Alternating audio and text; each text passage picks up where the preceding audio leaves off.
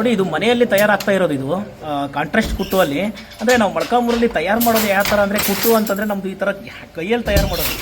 ಇದು ಕಾಂಟ್ರಾಸ್ಟ್ ಕುಟ್ಟುವಲ್ಲಿ ತಯಾರು ಮಾಡೋದು. ತುಂಬ ಎಕ್ಸ್ಪೀರಿಯನ್ಸ್ ಇರೋ ವ್ಯೂವರ್ಸ್ ತಯಾರು ಮಾಡಿದಾಗ ಈ ಕ್ವಾಲಿಟಿ ಕೂಡ ಅಷ್ಟೇ ಎಷ್ಟು ಚೆನ್ನಾಗಿ ಬರುತ್ತೆ. ನೋಡ್ಬೋದು ನೀವು ಅದು ವೀವಿಂಗ್ ಮಾಡ್ತಾ ಇರೋದು. ಆ ವೀವಿಂಗ್ ಮಾಡಬೇಕಾದ್ರೆ ಅದು ಎಷ್ಟು ಲೇಟ್ ಆಗುತ್ತೆ ಪ್ರೊಸೆಸ್ಸು ಅಂದರೆ, ಪ್ರತಿ ಪಿಕ್ಕು ಇದೇ ಥರ ತಯಾರು ಮಾಡಬೇಕು.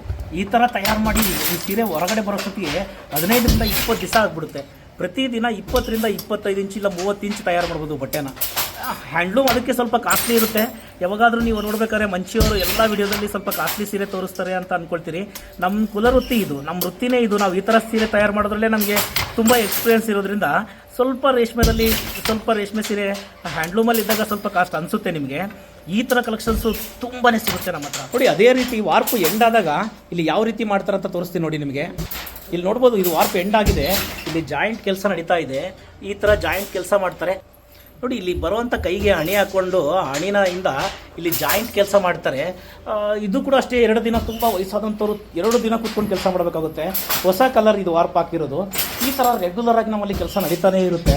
ಅಲ್ಲಿ ನೋಡ್ಬೋದು ಅಲ್ಲಿ ಕೂಡ ಅಷ್ಟೇ ಒಂದು ಸೆಲ್ಫ್ ಕಾಂಟ್ರಾಸ್ಟ್ ವಿವಿಂಗ್ ನಡೀತಾ ಇದೆ. ಈ ಥರ ಈ ವರ್ಕ್ ಕೆಲಸ ವ್ಯೂವರ್ಸು ಪ್ರತಿದಿನ ನಡೀತಾನೆ ಇರುತ್ತೆ.